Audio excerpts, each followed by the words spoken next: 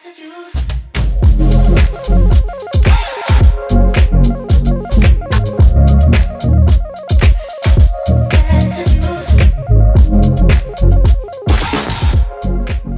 really hope this encourages you to start your own garden, whether that may be in pots or just a little patch in your own yard. Just start something and you will see the beautiful results. If you just give it some good TLC and feed it, it will also feed you. This is the lovely garden. She is doing great. Now, really, this is not a big garden. This is not a huge area that I'm working with. This whole line, all of that is squash.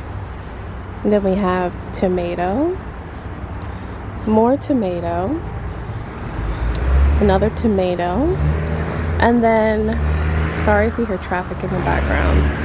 I hope you can hear me nice and clear because today is a windy day. And then these four are cucumber. And then I have a cute little watermelon right here. This will be my first time trying watermelon, so we'll see how that turns out. And then I have 2 banana peppers right here. And this one is actually starting to bloom. There's a nice little bloom right there. So I would say that these took pretty quickly within a week. And then I did get my stands for my tomatoes. I got 4 of those, but I need to get 1 more stand for that because that is starting to droop. And it's always good to start them right away on the stands before they get too big and too out of control, because then it's just impossible to put them on the stands when they're too big. And then what I also do with my squash kind of like grows out like spiders. So what I do is I hang the squash on the fence and it grows just fine like that. Really, it grows just fine. So with my seeds, I have a whole row. Maybe I can zoom in here, you can see more. 2 rows of kale. These 2 rows are kale and they just started coming up. They are so cute. And I honestly didn't even germinate these seeds. I just threw them in the ground and they took within, I say, 3 to 4 days.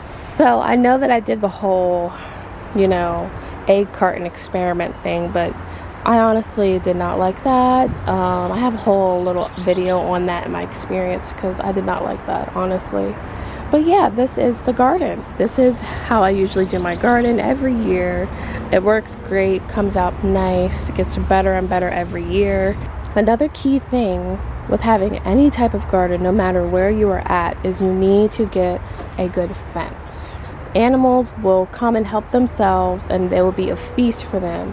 And they can literally crawl under anything and everything and make their own holes. So you really want to invest in a good fence and really think about how you want to do it. I'll also show you what I do with all of my fresh kale and okra. Okay, and this is my beautiful blackberry bush that I planted as well.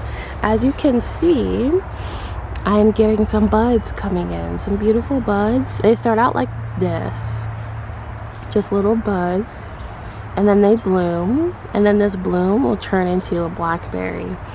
And so I know that all of these are eventually going to be blackberries, and they're everywhere. See, there.